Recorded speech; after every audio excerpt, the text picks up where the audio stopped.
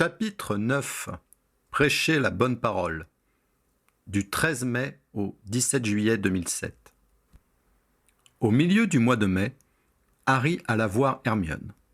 « Je viens de lire l'article de la Gazette sur la nouvelle potion Tulou, indiqua-t-il en entrant dans son bureau. « Bonjour, Harry. Tu veux bien fermer la porte ?»« Je pensais qu'une telle nouvelle justifierait un titre en première page, s'étonna-t-il en s'exécutant. Et j'ai trouvé étrange leur insistance à préciser que c'était un simple traitement, pas une guérison. N'ont-ils pas compris ce que peut représenter pour les loups-garous la perspective de ne jamais plus se transformer de leur vie ? Ce n'est pas une question de compréhension, commenta Hermione d'un ton amer en se levant et en entreprenant de marcher de long en large. Faire remarquer que les lycanthropes peuvent vivre désormais comme tout le monde obligerait à reconsidérer la façon dont ils sont traités. Visiblement, personne ne le souhaite dans les rédactions. « Et le père de Luna ?» demanda Harry. « Tu veux que Ginny lui en touche un mot ?»« Merci, mais je suis déjà allé le voir. Son papier sortira la semaine prochaine. Le problème est que sa publication n'est pas considérée comme source d'information fiable. Et ce n'est pas comme ça que nous aurons le débat de société dont nous avons besoin. » « Et pourquoi n'écris-tu pas toi-même un article que tu demanderais aux journaux de faire paraître ?» proposa Harry. « Je n'en ai pas le droit. » Hermione baissa le ton et précisa. « C'est ma chef qui a décidé ce que nous devions transmettre à la presse. »« Estia Jones ? Mais pourquoi n'en a-t-elle pas profité pour réhabiliter les loups-garous ?» s'étonna Harry qui avait un bon souvenir de son garde du corps de ses 15 ans. Hermione laissa passer plusieurs secondes avant de répondre enfin. Elle pense qu'il n'est pas souhaitable que nous communiquions en ce sens à ce stade de l'opération. Elle m'a opposé que, pour le moment, leur situation est toujours la même et que nous en reparlerons quand la potion sera distribuée à grande échelle. Ce n'est pas encore le cas ? Pour le moment, seul Drago est en capacité d'en créer. Même s'il a eu le droit de commercialiser sa potion tout de suite, seule une portion de ceux qui en ont besoin peut être traitée à ce jour. Il va falloir encore plusieurs semaines pour que les laboratoires de potions agréés par la Guilde soient en mesure d'offrir suffisamment de doses pour traiter toute notre population. Tant que ça, s'étonna Harry. C'est une préparation très délicate et il va falloir former des elfes pour l'exécuter. Personnellement, j'ajouterais qu'il faudra aussi former des sorciers pour accepter de travailler avec les elfes. C'est un point qui n'est pas simple à gérer non plus. Hermione avait l'air un peu démoralisée par le chemin qui restait à accomplir. « C'est déjà une grande avancée, » lui dit gentiment Harry pour la réconforter. « Même s'il te faut encore plusieurs mois pour arriver au bout, qu'est-ce que c'est en regard de toute la souffrance que tu vas éviter aux loups-garous les prochaines années ?» Hermione sourit bravement, et Harry repartit vers le QG des Aurores.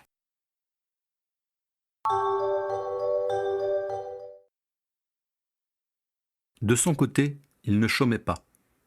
Avec l'aide de Primrose Dackworth et Michael Corner, il avait fait le tour de tous les dossiers en cours d'élaboration ou de jugement et avait proposé des améliorations. La plupart du temps, tout s'était bien passé. Ses collègues avaient continué à maugréer contre la nouvelle loi, mais avaient fait montre de bonne volonté pour s'y adapter. La plupart d'entre eux appréciaient Shacklebot, et cela limitait les épanchements négatifs de leur part. Harry s'était d'ailleurs demandé dans quelle mesure une telle évolution aurait été acceptée si celui qui était à la tête du ministère n'avait pas été un ancien Aurore. Tout cependant ne s'était pas passé sans peine. Certains dossiers étaient irrécupérables. Les faits étaient trop anciens pour être étayés dans les formes, certains éléments ayant été irrémédiablement perdus ou oubliés, faute d'avoir été consignés avec soin. Heureusement, ils n'étaient pas les seuls à avoir besoin d'un temps d'adaptation pour être en résonance avec les nouvelles procédures. Les juges mages du Magen-Mago devaient eux aussi faire évoluer leur manière de travailler. Ils n'exigeaient pas toujours des preuves dans les règles et, restant très sensibles au prestige des Aurores. D'après Suzanne, cette résistance à la loi récente était surtout due au fait que les avocats n'avaient pas encore pris la mesure des pouvoirs qui étaient les leurs. Quand ils comprendraient qu'une preuve mal étayée pouvait leur permettre de faire libérer leurs clients en appel, ils utiliseraient cette possibilité de façon plus systématique dans les cas douteux. Quant aux juges, ils rectifieraient le tir pour ne pas être désavoués. et les Aurores commenceraient à perdre les dossiers se basant uniquement sur leurs paroles. Harry savait que cette prise de conscience était proche, car plusieurs des dossiers les plus mal ficelés avaient été saisis d'appel et leur passage devant les formations judiciaires correspondantes était imminent. Il avait d'ailleurs fait de son mieux pour présenter les affaires bancales le plus vite possible, afin de profiter du délai d'application des textes.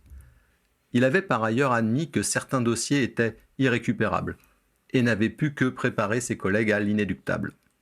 D'autres lui avaient laissé un goût amer dans la bouche, car ils auraient pu être mis aux normes si seulement les enquêteurs qui s'en étaient chargés avaient bien voulu faire un effort. La mauvaise volonté de Cyprien Muldoon n'avait pas été une surprise. Harry avait pensé lui envoyer Primrose, mais il savait que celle-ci avait un défaut majeur aux yeux de l'irascible Aurore. Elle était une femme. Michael était trop jeune pour être pris au sérieux, et il avait donc décidé que c'était à lui de s'y coller. Il ne s'était pas fait trop d'illusions sur sa réussite, mais il se devait au moins essayer. En fait, si cela avait été désagréable, cela n'avait pas duré très longtemps. Dès que Harry s'était approché de son bureau et avait proposé de jeter un regard sur ses dossiers en cours, Muldoon avait lancé sèchement.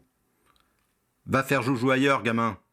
Tu faisais encore dans ta couche quand j'ai commencé à bosser, alors je n'ai pas besoin de toi, surtout si c'est pour me dire comment laisser sortir les salauds de prison. » Harry n'avait pas tenté de le convaincre. Il s'était contenté de cocher les dossiers correspondants sur sa liste pour indiquer qu'il n'avait plus à s'en occuper. En l'état, ses enquêtes couraient sans doute à la catastrophe, mais manifestement, certaines leçons devaient être apprises dans la douleur. Avant de repartir, il avait jeté un regard vers Christopher Summers, le coéquipier de Muldoon, et avait constaté qu'il avait l'air sérieusement choqué par la façon dont le survivant s'était fait rembarrer. Harry avait détourné les yeux pour ne pas l'obliger à faire un choix entre lui et son partenaire. Cela n'apporterait rien à personne. Il nota dans un coin de sa tête que Summers n'était pas nécessairement un ennemi. D'autres réticences l'avaient pris davantage par surprise. Hilliard Hobday, entre autres, bien que l'esprit ouvert par ailleurs, n'avait pas réussi à accepter les nouvelles règles du jeu et avait montré une mauvaise volonté évidente à se plier à la méthode préconisée. Sa façon de regretter les moments où les Aurores s'étaient vues octroyer des pouvoirs exorbitants pour lutter plus efficacement contre les mange-morts avait tendance à taper sur les nerfs de Harry, qui devait prendre sur lui pour ne pas lui demander d'arrêter d'idéaliser le bon vieux temps. Les séances de travail auraient pu mal tourner si leur pratique commune du Quidditch ne leur avait permis de nouer des liens de confiance et de respect mutuel. Vince Aldridge, le partenaire de Vicky Frobisher, jeune femme qui était de la promotion de Harry, avait fait preuve d'une animosité inattendue. Harry n'avait pu déterminer si c'était un sentiment latent depuis son arrivée dans la brigade ou si c'était uniquement dû au rôle qu'il jouait dans l'évolution de leur méthode de travail. Harry avait scrupuleusement noté le résultat de ses interventions à l'attention de son commandant. Il avait pris soin de rester le plus neutre et le plus professionnel possible et de ne pas reporter les remarques personnelles qu'il avait dû essuyer. Il estimait qu'elle était de son ressort et que son chef n'avait pas à les gérer. Il avait cependant indiqué avec précision les dossiers qui avaient été soustraits à son expertise et ceux où ses conseils n'avaient pas été suivis. Il avait également listé ceux pour lesquels il n'avait rien pu faire. Il ne voulait pas qu'on puisse lui reprocher des échecs qui n'étaient pas de son fait. Fawcett était, lui aussi, resté très sobre dans ses appréciations. Il avait suivi de près les décisions rendues sous l'empire de la nouvelle loi. Le Magen-Mago n'avait pas encore établi ses quartiers dans les locaux prévus pour lui, et les audiences se tenaient toujours au ministère de la Magie. Harry avait vu son commandant en pleine discussion avec son homologue de la police magique, Tiern Watchover, à la sortie des salles de jugement. Harry avait espéré que cela présageait une collaboration entre les deux services. Harry avait en outre accueilli 3 policiers lors des séances d'entraînement du samedi matin. La veille de la première leçon, ils étaient venus se présenter à leur formateur. Harry avait été un peu déçu de ne pas retrouver son brigadier préféré dans le groupe, mais il était conscient que c'était mieux ainsi. C'était avec toute la brigade de police qu'il tentait d'améliorer les relations, pas seulement avec celui qu'il appréciait déjà. Il avait donc fait la connaissance des agents Maurice Lynch, Fingal Chivoli et Moira Duquelot. Quand il s'était présenté, il avait été heureusement surpris de voir une femme parmi eux. En son fort intérieur, il accorda un bon point à Watchover pour cette désignation non sexiste. Ils s'étaient donné rendez-vous le samedi dans l'atrium du ministère, et Harry les avait fait transplaner sur leur terrain d'entraînement. Ils avaient été dévisagés avec suspicion par les autres participants, Mais Harry les avait rapidement intégrés dans un groupe et, dans le feu de l'action, il avait su faire oublier leur appartenance à un corps concurrent. D'ailleurs, en les gardant à l'œil pour voir s'ils suivaient bien, Harry nota que, si leur sort était bien moins puissant que ceux des aurores, ils étaient meilleurs dans l'art d'utiliser le terrain à leur avantage. Cela n'échappa pas non plus à Janice qui le fit remarquer aux autres et tira parti de leur expérience. Conformément aux consignes de son commandant, Harry ne les intégra pas dans les groupes qui apprenaient à repousser les sortilèges les plus offensifs. Les 3 policiers, d'ailleurs, ne tentèrent pas d'espionner les sessions dont ils étaient exclus, se concentrant sur celles où ils pouvaient se perfectionner en défense. Au bout des 3 mois convenus, les 3 élèves temporaires remercièrent Harry et Janice pour leurs conseils. Les 2 aurores leur donnèrent des consignes supplémentaires pour qu'ils puissent organiser leurs propres sessions, et tout le monde se quitta en excellents termes. « Tu ne crois pas que si on s'entraînait tous ensemble de manière plus systématique, les relations entre nos 2 services seraient meilleures ?» demanda Harry à Janice quand les policiers furent repartis. « Ça te tient à cœur, ça ?» remarqua sa collègue. « Oui, » reconnut Harry. « Je trouve inacceptable la façon dont certains aurores les considèrent. D'accord, nous on se bat contre la magie noire et on traite les crimes de sang. Mais leur travail est aussi essentiel et comporte de gros risques. Il n'est pas normal que certains d'entre nous les prennent pour des larbins. Et tu penses que les intégrer dans nos séances d'entraînement améliorera ça ? Peut-être, reconnut Janice après un instant de réflexion. La question est de savoir si ce sera réellement un avantage pour nous. S'ils peuvent mieux se défendre contre ceux qu'ils tentent d'arrêter, notre petit avantage de service entre-t-il nécessairement en jeu ? Interrogea Harry. Pour la plupart d'entre nous, oui, confirma Janice. Je sais, répondit-elle au mouvement d'humeur de Harry, tu es profondément égalitaire, mais la plupart de nous ne le sont pas, et sont prêts à se battre pour préserver leur échelle de valeur. Donne-toi un peu plus de temps avant de faire la révolution, d'accord ? Harry hocha la tête pour montrer qu'il se rangeait aux arguments de sa collègue. Après tout, même Hermione admettait qu'il faudrait une génération entière pour changer l'opinion des gens sur les créatures magiques.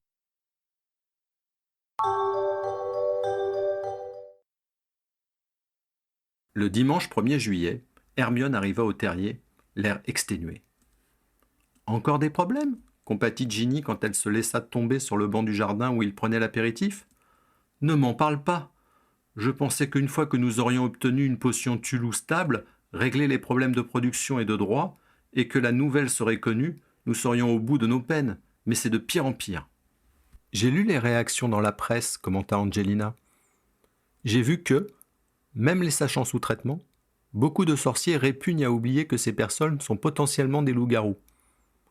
On n'en est plus là, gémit Hermione. Le problème est de convaincre les loups-garous de se traiter. Ils n'en veulent pas, s'étonna George. Pas tous. J'ai l'impression que les clients de Drago sont les moins réfractaires. Ils lui font confiance, maintenant parce que cela fait des mois qu'ils se fournissent chez lui et sont satisfaits du résultat. Par contre, beaucoup d'autres craignent que le ministère ne cherche à les tromper, voire à les éliminer avec cette potion. « C'est délirant !» s'exclama Bill. « Compte tenu des lois qui ont été votées contre eux par nos prédécesseurs, dont certaines ne sont toujours pas abrogées, on peut comprendre leur défiance. Mais le pire est que la mort de Wulf Lucas, le prisonnier qui a été victime de la première version de la préparation, a filtré, et cela alimente la rumeur selon laquelle cette potion est en réalité un poison destiné à mettre fin de façon définitive. « Et qu'allez-vous faire ?» demanda Harry atterré. « C'est bien là que le bas blesse. Moi j'ai recommandé qu'on laisse les loups-garous se charger eux-mêmes de la promotion du produit. Entre eux, ils se font davantage confiance. C'est d'ailleurs comme ça que Drago s'est constitué sa clientèle. Mais personne ne m'écoute, et on se dirige vers une loi qui les obligerait à en prendre. Faute de quoi, ils seront emprisonnés et traités de force. Leur administrer la potion au moins une fois sera une façon efficace de les convaincre, jugea Ginny. Mais je doute qu'Azkaban soit le meilleur endroit pour ça. Cette manière de procéder ne ferait que conforter l'idée que les intentions du ministère sont douteuses, et ils seront encore plus méfiants à son égard. Je ne serais pas surprise qu'une grande partie d'entre eux ne se présente plus pour se faire contrôler, de peur d'être arrêtés et empoisonnés. Ils se regardèrent bouleversés par la façon dont la situation était en train d'évoluer. « Et si des loups-garous qui ont pris le produit témoignaient dans la presse ?» proposa Ginny. Les réfractaires penseraient que l'article a été écrit sur commande à des fins de propagande, rétorqua Hermione. Ce ne serait pas la première fois. Non, la meilleure façon de procéder était de laisser faire le bouche à oreille sans intervention brutale. Mais qui a pris la décision de faire autrement, sans qu'il fleure ? Mon service. C'est-à-dire Estia Jones, ma supérieure. Et Kingsley est d'accord ? S'enquit Molly en fronçant les sourcils. Kingsley écoute ses chefs de service, expliqua Percy. C'est lui qui les a choisis et leur a demandé de se spécialiser parce qu'il ne peut pas tout savoir sur tout. Si Estia lui affirme que c'est la meilleure solution, il ne peut que la suivre, ou la démettre. Par contre, si un texte en ce sens nous est présenté au conseil des chefs de département, tu peux compter sur moi et mon père pour voter contre, lui assura-t-il avec force en regardant Bill qui écoutait la conversation sans paraître désirer intervenir. J'en toucherai également un mot à Sturgis Podmore de la justice magique, compléta Arthur. Je pense qu'il sera sensible à nos arguments. Et puis, il n'y a pas que ça, continua Hermione.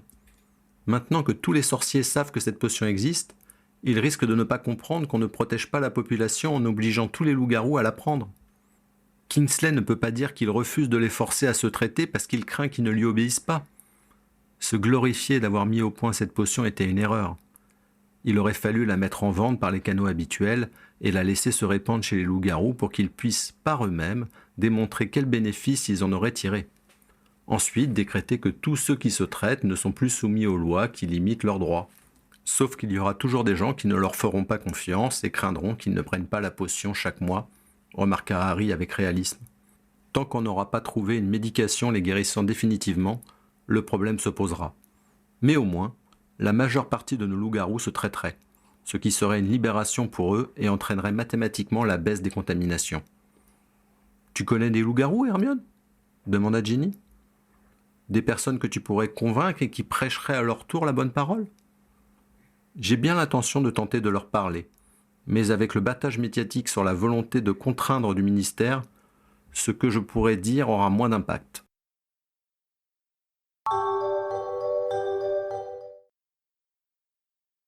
Deux semaines plus tard, Harry et Ginny avaient prévu d'aller dîner chez Ron et Hermione. Tandis que Ginny racontait une histoire à James et Albus pour les endormir, Harry alla prendre une douche. Alors qu'il était en train de s'habiller, Trotty vient frapper à la porte de la chambre. « Monsieur Ron à la cheminée !» annonça-t-il. Harry descendit rapidement pour prendre la communication. « Il s'est passé quelque chose cet après-midi » expliqua Ron sans préliminaire. « Hermione est enfermée dans notre chambre et elle pleure. On laisse tomber pour ce soir ?» Harry s'apprêta à dire que ce n'était pas grave, qu'il se verrait le dimanche suivant, quand une lueur dans ses yeux de son ami arrêta ses paroles convenues. « Tu veux qu'on vienne ?» demanda-t-il à la place. Ron ne répondit pas, mais hocha frénétiquement la tête. « On arrive !» dit brièvement Harry. Il se releva et monta expliquer la situation à Ginny. Elle confia James et Albus à Trotty, et ils cheminèrent jusqu'au centre commercial à proximité de la maison de Ron et Hermione. Ils sortirent de la voiture cheminée et se pressèrent vers le lotissement où habitaient leurs amis. Ron parut soulagé de les voir en ouvrant la porte, Rose dans les bras. « Elle est toujours sur notre lit, » leur exposa-t-il en chuchotant. « Mais elle ne pleure plus. »« Mais qu'est-ce qui s'est passé ?» demanda Ginny. « C'est à propos du projet de loi sur la potion Tulou. Ça se présente très mal pour les loups-garous, et elle est dans un tel état que je ne sais plus quoi lui dire. » Harry fonça vers la chambre du couple. Il frappa et demanda « Je peux entrer ?» Il attendit quelques secondes, puis entr'ouvrit la porte. Il découvrit Hermione allongée en chien de fusil sur son lit. Il en fit le tour pour se placer en face d'elle. Elle avait les cheveux emmêlés et le visage rougi par les larmes. Elle fit un effort pour parler normalement. « J'avais demandé à Ron de décommander. »« Et tu crois qu'on allait te laisser comme ça ?» répliqua Harry. Ginny se glissa à son tour dans la pièce et s'assit près de son amie. « Raconte, suggéra-t-elle. Si c'est encore mon crétin de frère qui a dit une bêtise, je saurai te venger. » Hermione eut un pauvre sourire tandis que son mari, resté à la porte, protestait pour la forme. « Non, c'est au travail, » soupira Hermione. « Qu'est-ce qui s'est passé ?» demanda Harry en s'asseyant lui aussi sur le lit. « Je pensais qu'en étant au service de régulation des créatures magiques, je pourrais les aider, » explosa Hermione. « Mais la situation des loups-garous va empirer, et je ne peux rien faire. » Elle raconta dans le désordre, mais ils finirent par reconstituer ce qui la mettait dans un état pareil. Ces derniers jours, tandis qu'Hermione cherchait à contacter les garous qu'elle connaissait pour leur faire entendre raison, son département préparait un projet de loi pour rendre obligatoire l'achat et l'ingestion de la nouvelle formule de la potion Tulu. Elle-même avait été écartée de l'équipe qui le rédigeait, et le texte avait été envoyé au Magen-Magot sans qu'on ne la consulte ni l'informe. C'est Suzanne Bones qui lui en avait fait parvenir une copie en fin d'après-midi. Hermione avait été horrifiée par ce qu'elle y avait découvert. Il était prévu que tous les loups-garous devaient se procurer une dose de potion chaque lunaison et donner leur nom lors de l'achat, pour permettre au ministère de vérifier que tous les loups-garous inscrits sur leur liste s'étaient bien pliés à leur obligation. Il était en outre prévu que tout loup-garou qui serait surpris sous sa forme de loup pendant la pleine lune, même barricadé dans un lieu sûr, était passible d'un emprisonnement à Azkaban pouvant aller jusqu'à 1 an. « Vous vous rendez compte, gémit Hermione ? Le seul fait d'être loup-garou et de se transformer deviendrait un délit ? Jamais le ministère n'était allé aussi loin. » Elle était immédiatement allée voir sa chef pour tenter de la convaincre de retirer cette disposition du texte, mais Estia avait été intraitable.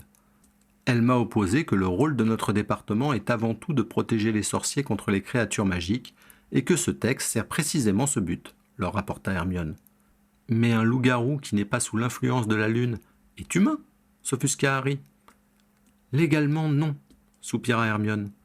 Pour finir, j'ai tenté d'invoquer Rémus, et j'ai rappelé à Estia leur appartenance commune à l'ordre du Phénix. Mais elle m'a répliqué que Rémus était quelqu'un de particulier, et que la plupart des autres étaient dangereux. Et ça n'a pas manqué, elle a remis sur le tapis le procès Greyback. Je savais que ce fou furieux desservirait notre cause. Harry se remémora les paroles haineuses que le loup-garou avait prononcées devant ses juges. Il avait appelé ses frères à obéir à leurs instincts de prédateurs et avait menacé les sorciers de représailles sanglantes. Cela avait provoqué à l'époque un vif émoi dans la communauté. Quand je suis rentré dans le service, j'espérais faire voter des règlements qui feraient avancer les choses, se désola Hermione. Mais c'est tout le contraire qui arrive. On devrait profiter de cette potion pour alléger les règles qui pèsent sur les loups-garous. Mais leur situation sera pire que jamais.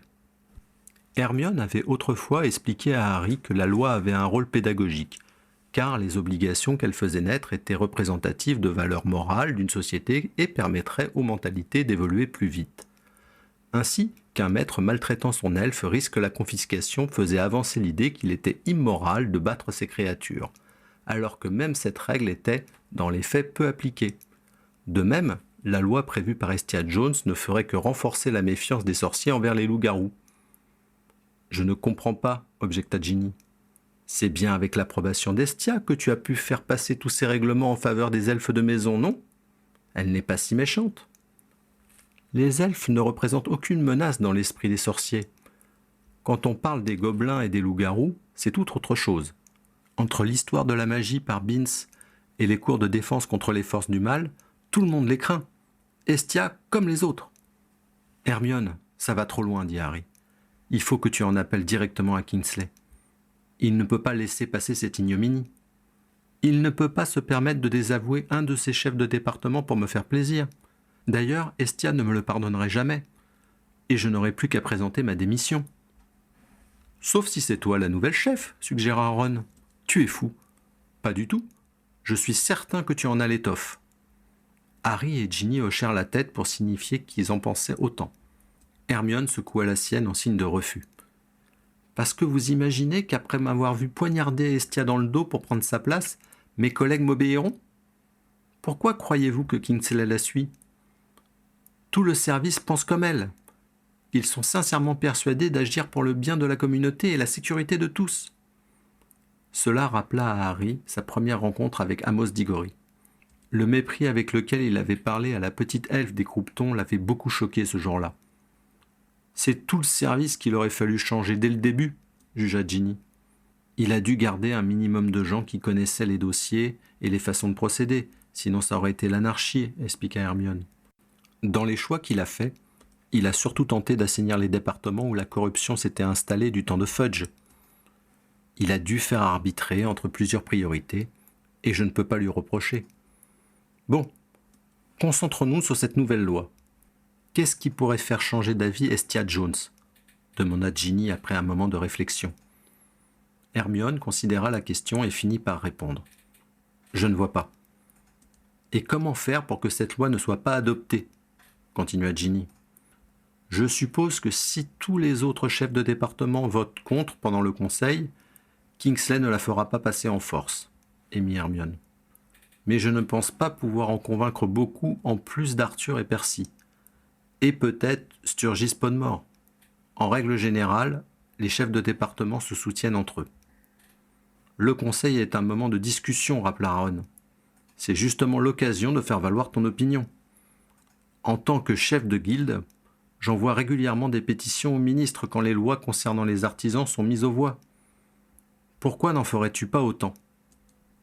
Moi, je ne représente personne, lui opposa sa femme. Y a-t-il une règle limitant les pétitions qu'on peut adresser au ministre ? Questionna Ron. Sans doute que non, puisque Bielinski l'a fait avec le succès que nous lui connaissons, remarqua Harry. Hermione les regarda pensivement. Si je fais ça, Estia va demander ma tête à Kingsley, et il sera bien obligé de lui accorder. Mais enfin, tu es Hermione Granger, celle qui a combattu aux côtés du survivant, fit Ginny interloquée. Cela ne me donne pas le droit d'agir de façon déloyale envers mon service, répliqua Hermione. Faire en sorte que les loups-garous ne tombent pas sous le coup de la loi du fait de leur seule transformation te donne un certain nombre de droits, soutient Harry. Si je tiens à rester au département des créatures magiques, c'est précisément pour être en position de me battre pour eux, affirma Hermione. Ce n'est pas pour ma carrière que j'ai des craintes. Tu as manifestement atteint les limites de ce que tu peux accomplir sous les ordres d'Estia, observa Ron. Cela réduisit momentanément Hermione au silence. Tu as raison, admit-elle finalement.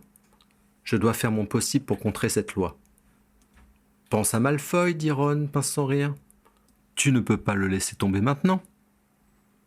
Ginny et Harry attendirent de voir la réaction d'Hermione, qui sourit enfin, avant d'éclater de rire, assurés que c'était bien de l'autodérision et non une attaque de la part de Ron. Tu as raison. Malfoy vaut bien que je mette mon poste en jeu, continua-t-elle la plaisanterie, et advienne que pourra. Les deux époux échangèrent un regard qui signifiait que le sujet Malfoy était parfaitement sans équivoque entre eux. « Estia te gardera peut-être, l'encouragea Ginny. »« J'en doute, » dit sombrement Hermione. « Même si je ne l'attaque pas perfidement mais à visage découvert, elle ne peut pas passer l'éponge sans se discréditer vis-à-vis du reste du service. »« Quand bien même, » dit Harry. « Est-ce si grave que tu perdes ta place ? Tu trouveras un autre moyen d'atteindre tes buts, voilà tout. Pense à tout ce que tu as déjà accompli. » Le visage d'Hermione se détendit. « Merci. Merci à tous. » Harry, Ginny et Ron sourirent et haussèrent les épaules pour montrer qu'ils n'avaient rien fait d'extraordinaire. « Ce n'est pas tout ça, fit Ron. Mais on n'a rien de prêt pour le dîner. On va acheter des pizzas ?